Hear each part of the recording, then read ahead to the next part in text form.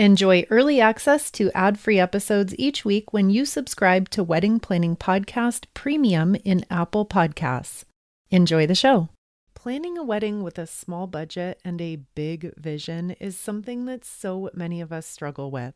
And today I'm revealing the details of how my now husband John and I went from feeling incredibly discouraged and overwhelmed to successfully planning our version of a dream wedding for 75 of our closest family and friends.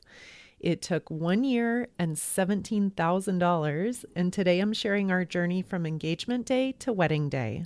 Thank you so much, as always, for joining me here for a few moments to talk about all things wedding. And of course, a humongous congratulations to you if you are newly engaged and just joining us for the first time, or maybe one of the first times. It's incredibly wonderful to have you here, and I am incredibly grateful to be sharing this time with you and to be a part of your engagement. So thank you for including me.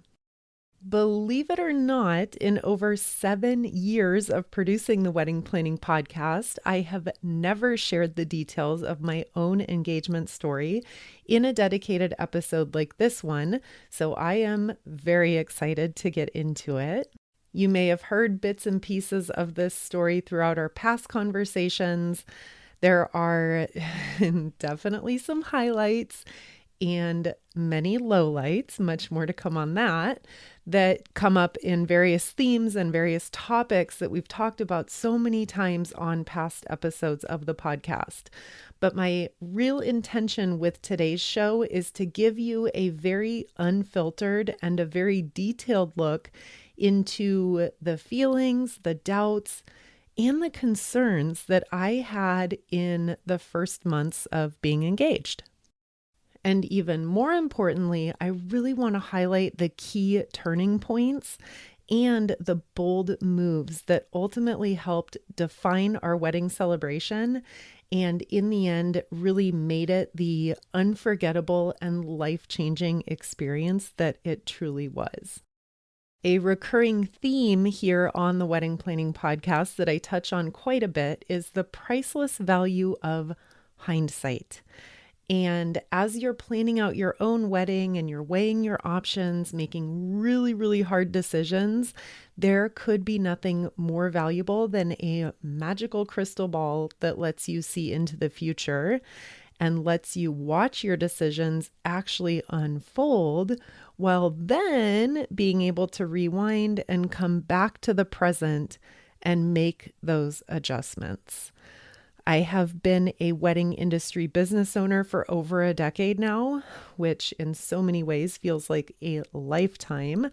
And in 7 years that I've been producing this podcast, I have seen literally thousands of listener weddings unfold. I've seen the good, I've seen the bad, I've seen the unforgettable. And all of this experience, all of these years has really given me the gift of reliably being able to predict the outcome of countless wedding variables. So in other words, it's given me the gift of hindsight. And as I share my story today, just remember that it took me 12 years of experience and reflection and hindsight to be able to pinpoint the things that actually mattered and what didn't matter at all. And my hope is that I will be able to continue to share these insights with you over the coming months of your engagement season and kind of help you to be able to highlight and forecast what really matters and what maybe doesn't matter as much and can be minimized or set aside. My now husband, John, proposed to me in the summer of 2009 at the end of a 3-week trip that we took through Europe. We were in Paris. It was the last night of our trip. And we waited for hours to get to the lower platform of the Eiffel Tower, where John dropped to his knee with all the sparkling lights of the tower above us and the lit up city behind us and riverboats off in the distance. It was absolutely beautiful. We never even got an opportunity to have dinner that night because it got so late on us. But you know how it is with the crazy excitement that you felt when you got engaged. And I think you can probably relate that dinner was the last thing on our minds, and it didn't even matter because we had just experienced such a powerful moment that was literally about to change our lives forever. Within weeks of getting home, my ring had been resized and it fit perfectly. We had so excitedly shared the news with literally everyone we knew. And we started some very early discussions about potential venues and potential wedding dates. And of course, that big elephant in the room, which is, how are we going to pay for this? Now, spoiler alert, these conversations were not very productive, and we did not have any breakthrough revelations other than feeling like planning an entire wedding all by ourselves seemed really expensive, overwhelming, and exhausting. So even this early on, we're already feeling the pull of two very opposite emotions: complete excitement, complete overwhelm, completely happy, and completely doubting what to do next. So in the midst of all of this, my mom, my sister, and all of my best friends were so excited, and we couldn't wait to start planning showers and parties and dress shopping trips and getting all of our fun projects set up and mapped out. But again, underneath all that buzz and excitement, there's just this nagging discomfort and doubt and feelings of anxiety that I really couldn't shake. And these feelings had kind of started over the past couple of weeks as like a passing thought in the background, but they just weren't going away, and they were starting to get bigger and harder to ignore. And this is when, after a lot of thought, I started to see that John and I had never even discussed our actual wedding ideas that we had before getting engaged. And all of the logistics and the finances of planning and hosting everything were already incredibly overwhelming. The kicker here is that we hadn't even planned anything, like we hadn't even gotten started. And so that multiplied that feeling of overwhelm by like 10x. A couple more background details: the cost of living in San Diego was sky high, as it still is today, and it is everywhere. So we were working really hard to rent a cool apartment and go out and do all the fun things and have all the fun things. And we were working our butts off to advance in our careers so that we could continue to get promotions and continue to make more money and continue to keep up with all the things that we wanted. And at this point in our lives, we had some money saved, but not a ton. And we definitely didn't, quote, plan to put our wedding on credit cards and to go into debt in that way for it. Trust me, I don't think anyone plans to do that, but as we all know, it happens quite a bit. So anyway, what did we do? John and I realized, thankfully pretty quickly, before we had made any big decisions, that we needed to shift into a completely different wedding planning mindset than where we had started. So instead of looking at our wedding through the lens of tradition and, quote, what everyone else is doing, we started thinking outside the box very early on about the ways that we could create a really unique experience for our loved ones that didn't look like every other wedding that we had already been to. And we're in our late 20s, early 30s at this point. We had been to so many weddings over the past 5 or so years at that point in our lives, just because it was that chapter of life where it feels like everybody is getting married. And we were just so passionate about creating an experience for ourselves and for the people we loved that was very unique. So a wedding that's not going to be over and done with in a matter of just a couple of hours, and definitely a wedding that wouldn't cost tens upon tens of thousands of dollars or going into credit card debt to pay for. So here we are, we're making a little bit of progress. It feels like we know what we don't want, and we have a glimmer of a vision of what we do want that's starting to come together. But even at this point, all of the actual logistics were still just weighing really, really heavy. Having a generalized vision is one thing, but we had no idea what action steps to take to start to make that come to life. Should we book a venue? Should we be looking into creative food and drinks? How were we supposed to know if we could afford one thing if we had no idea how much everything else was going to cost? And we were stuck really knowing, how do we make one decision, knowing that that one decision hinges on deciding like 27 other things that we can't pin down right at this moment. And maybe you've experienced this if you're early on in your engagement. It just feels like having your hands tied. Like you want to make moves and you want to make things happen, but at the same time, you feel very helpless to actually make any decisions because there's this great big larger picture that you're just not quite sure of. So at this point in my journey, I don't know about you, but I said to myself, okay, obviously what I need here is I need to find a wedding planner. I need to find a professional planner who can help us sort out our next steps because, I mean, that's just basic, right? Everyone hires a wedding planner. Well, I met with a handful of planners and they all came very confidently into our meetings at Starbucks, or I set up meetings at a bar down the street from where I worked, and they came in and they look amazing and beautiful outfit, beautiful high heels, beautiful purse, beautiful hair, beautiful makeup, and they've got their portfolios ready to share with me. And I'll go ahead and fast forward us through 3 separate days and 3 separate meetings. And I'm going to just spoiler alert right here. None of the planners I met with were actually listening to me. I'm there talking about creative visions of fondue pots on small, intimate 4-top tables.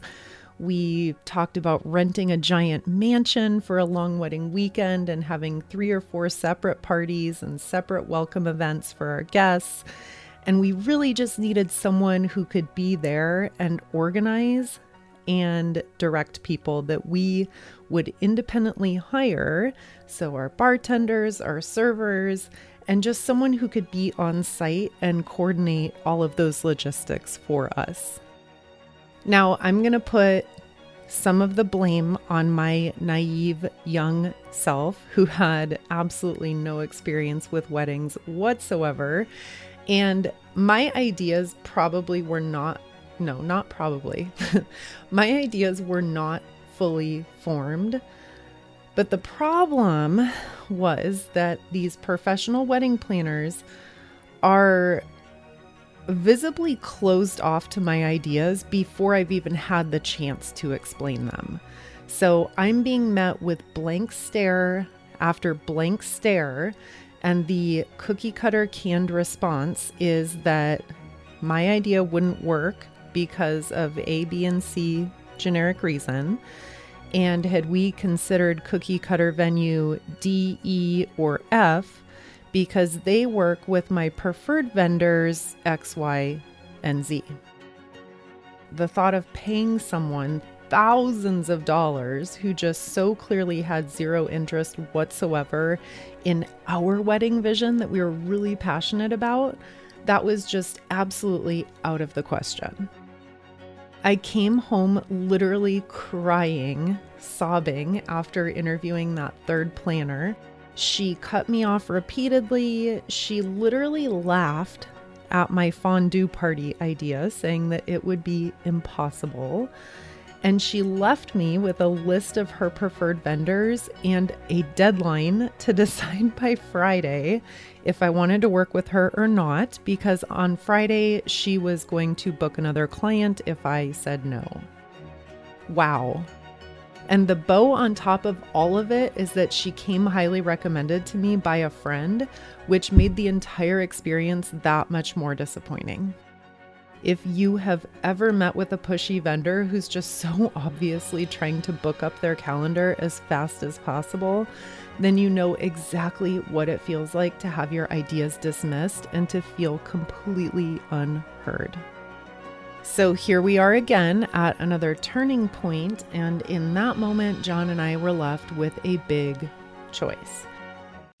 We could have eventually found an affordable enough venue. We could have chosen the cheapest meal option and gone totally broke paying for a top shelf open bar, which incidentally was one of John's absolute wedding non-negotiables, that we have top shelf open bar. That's like the one thing he wanted. Now we could have gotten creative and we could have scrapped and saved and put a few things on credit cards to bring it all together. And we could have had a wedding that wouldn't be like worthy of being featured in any wedding magazine or blog, but it would be nice enough, and hopefully our friends and family wouldn't be too judgy, and hopefully everyone would understand the financial constraints that come along with treating 100 of your closest loved ones to a nice dinner and bottomless drinks and dancing.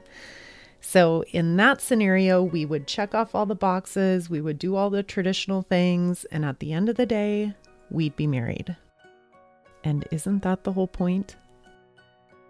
And in this critical moment, thank goodness, we woke up and saw that no, that's not anywhere near the point. And I'm here today sharing all of this with you because it really scares the hell out of me to think of how close we were to not following our vision and how close we were to just going through the motions. And I don't want that for you. And at the same time, it breaks my heart to think of how many engaged couples every single day are in the same position that we were, but who don't find the right resources and who don't have the right support and encouragement to follow their dream vision of what the wedding they want really, really looks like.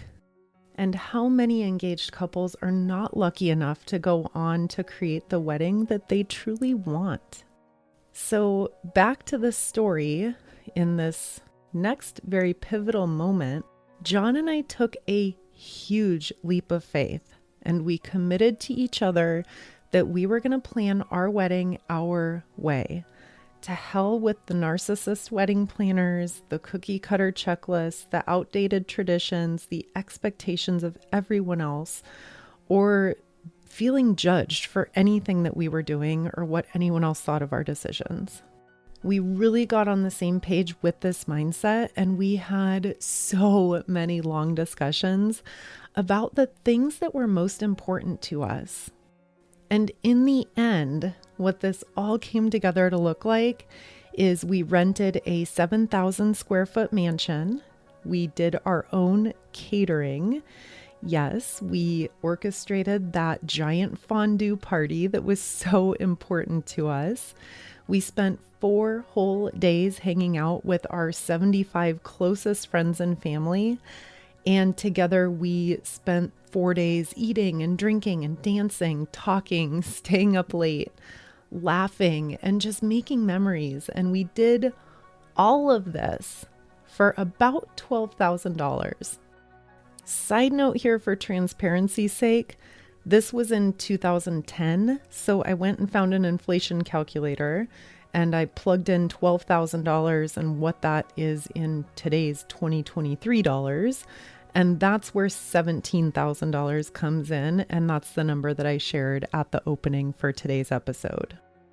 Either way, $12,000, $17,000 plus or minus, for the overall value and for the priceless experience for everyone involved, I'm going to stand firm in saying that that was totally worth every single dollar we spent. And I'll share this, the couples who give up on the new approach to planning that we focus on here on the Wedding Planning Podcast, they are likely going to stay stuck exactly where I was in the story I just told after I met with that horrible third wedding planner. And most couples are going to do exactly what everyone else does, and they're going to freak out about how much there is to do, how much things cost, and how complicated and hard and how much work it feels to go off the beaten path and to really create something unique and original. And they're going to cave in when someone is critical of a fun idea that they have. They're going to pull back when they feel judged for something that they did or didn't do. John and I faced skeptical, judgy eyes so many times I can't even count throughout our entire engagement. That's another story for another time. But what most couples do is they just fall back into the status quo wedding planners, the big corporate websites, and the free checklists. And they rely on these things to just plan a cookie cutter wedding for them without ever even knowing this priceless opportunity that they have missed. And that's the opportunity to design the wedding that you actually want and to share a once-in-a-lifetime experience with your loved ones that leaves a lasting sense of love and connection that's going to be around for decades to come. And to miss out on all of that is just, to me, it's heartbreaking. That is why I do what I do. And it's why I'm sharing my story. And it's why I come into your earbuds every single Wednesday. But here's the final, very most important part of this entire episode. And that is that unforgettable, life-changing weddings don't just happen. They don't just magically arise from the mountain of printouts and free checklists and magazines and budget calculators, Pinterest boards and TikTok reels that we all consume on loop. And furthermore, just having a wedding vision isn't enough. You need that continued support, encouragement, and an ongoing sense of direction. So to wrap it all up for today, my wish for you is these 3 things. Number 1 is the patience to let your wedding vision fully unfold. Number 2 is the courage and the confidence to trust in that vision and to let it guide all of your decisions, big and small. And lastly, I wish for you to have all the support and encouragement that I promise to bring each week to our time spent together here. Thank you so much for being here today, and thank you for inviting me to be a part of such a special time in your lives. It really, really means the world to me. We'll talk again next week, same time, same place.